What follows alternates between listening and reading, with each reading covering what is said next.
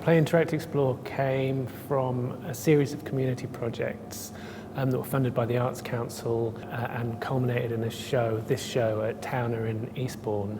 The project was originally created with 4 groups, so foster families, adults with learning disabilities, primary school children, mixed ages from a junior school, and a support group for people facing mental health challenges, adults. So we're really kind of thinking about how a space could take account of those different groups' sort of desires, wishes, interests. Play, Interact, Explore is now here in Baltic on the ground floor, and it's really an invitation for people to come in and use it and get physically kind of involved with the art. There's lots of different sort of parts to it. So there's parts where you can make your own sculptures, you might take your own photographs, there's different lenses to help you kind of explore that. There are things that can be moved around on wheels, there are talking tubes to talk and listen down, there's things that can be stacked or fitted together. So there's lots of different possibilities, and hopefully it's an invitation to sort of explore in a very open-ended way. But yeah, we often talk about this exhibition as being sort of incomplete, and that's a necessity, and it's remade through people's engagement.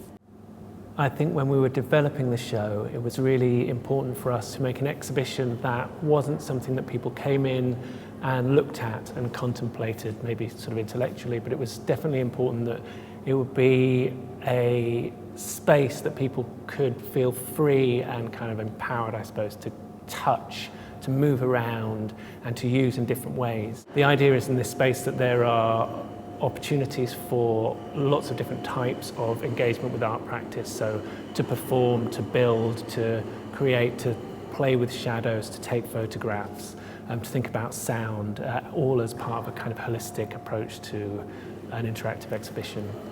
So the show has been really popular with young families, but it's also, I think, really important for us that it's a space that adults and different types of people can interact with and engage with in whatever ways that they want. So I think that's why there are different aspects to the show. You know, people might feel more comfortable coming in, sitting down, making something small before they kind of venture out to kind of do some of the more performative or larger scale things, or you can find a space, or maybe you can come in and start with playing with the sound tubes, and that will take you on to another aspect. So those sorts of journeys through the space have been really important for us to think about. The exhibition aims to invite collaboration, and many of the artworks are designed to kind of encourage that. And I suppose also for us it's really important that this kind of physical, sensory invitation to engage with artworks is here within a gallery, and this kind of like body-led way of engaging with materials and with objects in an art context is sort of relates to our interests. Body-led, material-led inquiry.